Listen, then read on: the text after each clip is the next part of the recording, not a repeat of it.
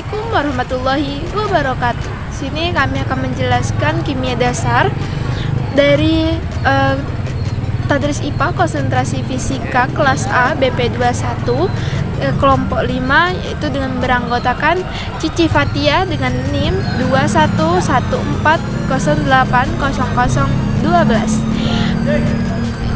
Kedua, Wahdini Mulyasari NIM 2114080001. Yang ketiga yaitu Khairun Nisa Isnaini NIM 2114080016. Kami akan menjelaskan tentang termodinamika.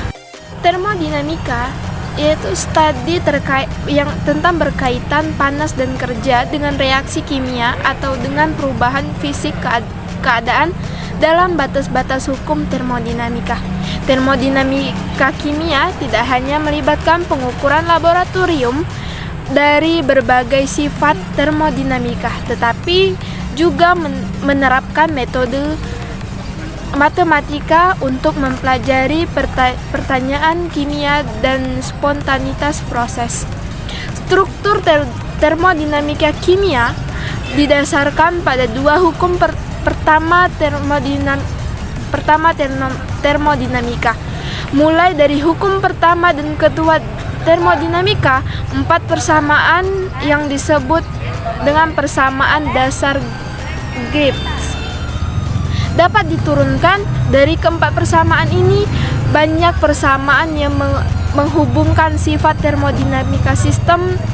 Termodinamika dapat diturunkan dengan menggunakan matematika yang relatif sederhana. Ini menguraikan kerangka matematika termodinamika kimia.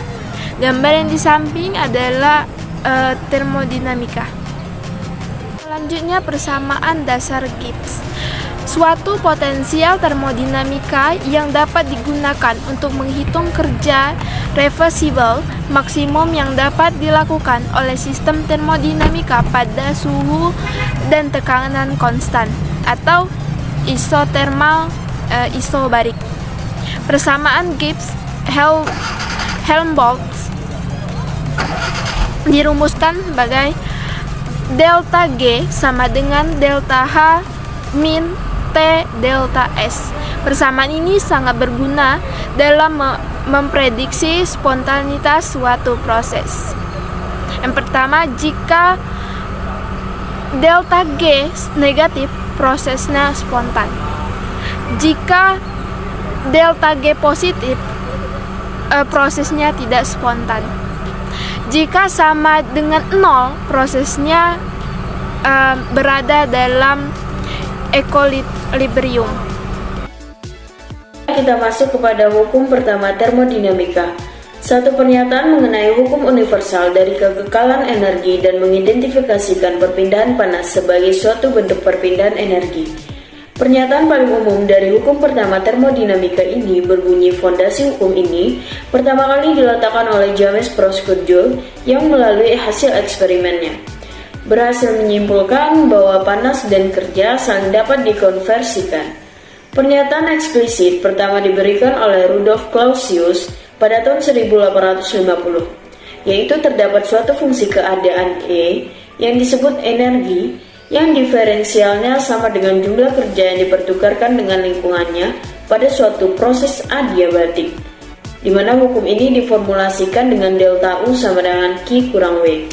Selanjutnya kita masuk kepada entalpi. Entalpi dari suatu sistem homogen didefinisikan sebagai H sama dengan U tambah PV, di mana H sama dengan entalpi sistem, yang satuannya Joule, U sama dengan energi dalam, yang satuannya Joule, dan P sama dengan tekanan dari sistem, yang satuannya PA, dan V sama dengan volume sistem, yang satuannya meter pangkat kubik. Entalpi adalah properti ekstensif yang berarti untuk sistem homogen. Besarnya berbanding lurus dengan ukuran sistem. Terkadang digunakan juga entalpi spesifik, yaitu H kecil sama dengan H per M, dengan M adalah massa sistem, atau entalpi molar Hm sama dengan H per N, di mana N adalah jumlah mol. H dan Hm adalah properti intensif untuk sistem tidak homogen. Entalpi adalah jumlah entalpi dari beberapa subsistem, di mana H sama dengan sigma K HK, dengan K merujuk pada beberapa subsistem. Pada kasus untuk nilai P, T, dan komposisi yang berbeda-beda, maka jumlah menjadi integral, yaitu H sama dengan pH dV, dengan P adalah densitas. Entalpi H, Sp dari suatu sistem homogen dapat diturunkan sebagai fungsi karakteristik S, dan tekanan P sebagai berikut. Kita mulai dari hukum pertama termodinamika untuk sistem tertutup, yaitu Du sama dengan SQ. Baik, kita masuk ke materi selanjutnya, yaitu jenis-jenis entalpi. Entalpi terbagi menjadi 3, yaitu entalpi pembentukan.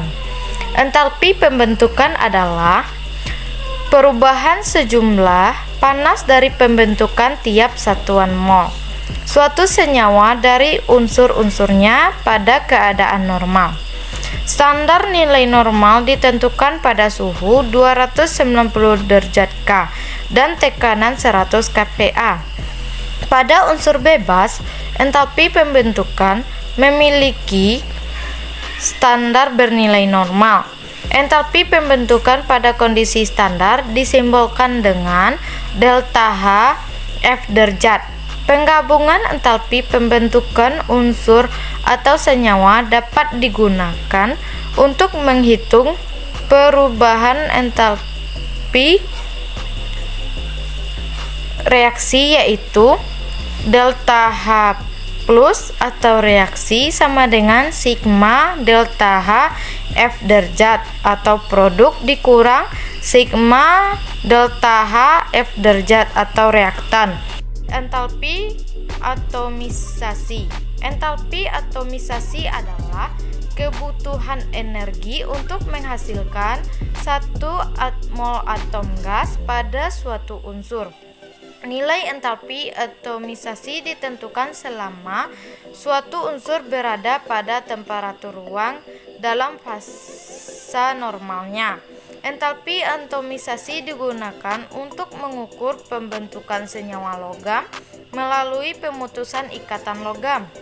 Entalpi 3 yang terakhir, entalpi pembakaran.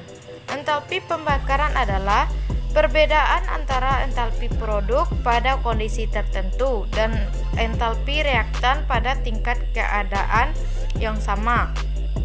Penghitungan entalpi pembakaran dilakukan pada pembakaran secara sempurna.